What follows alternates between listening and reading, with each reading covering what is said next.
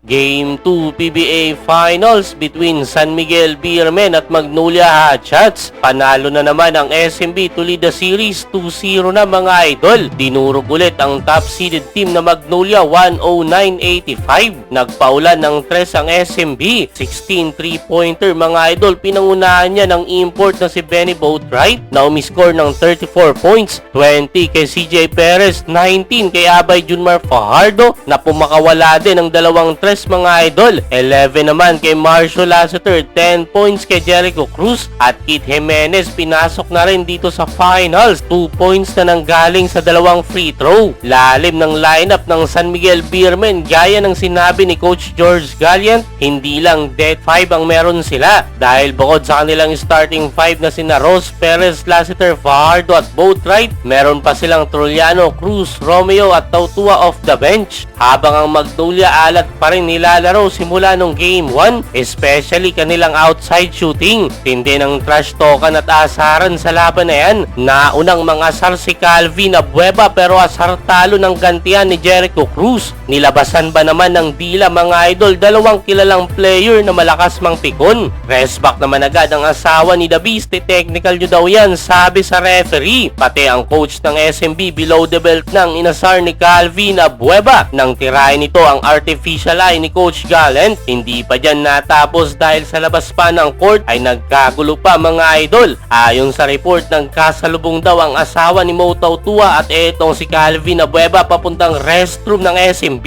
kung saan doon nagkasagutan ng dalawa na hindi nagustuhan ni Calvin. Galit na galit pati ang misis na Abueva na makikita sa video na gustong komprontahin sina Mo Tautua at ang misis nito. Maririnig pa na hinahabol ng sapakan ni Calvin Abueva si Mo Tautua. Buti na lang naawat ito ng mga official ng SMB. Gusto mo sapakan tayo mo? Ayon sa post ng asawa ni Tautua nung nagkasalubong daw sila ni Abueva sa restroom ng SMB, patawa-tawa daw ito at may sinasabi sa kanya. Ito naman ang naging paliwanag ni The Beast.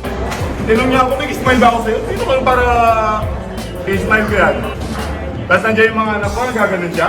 Hindi pa nga rin natatapos si Abueva at kani-kanina lang nag-post pa ito sa kanyang IG story na baka daw matulpo pa siya. Ang kinababahala lang ay nakataya na naman ang karir ni Calvin. Baka maulit na naman ang parusang sinapit niya noon sa PBA.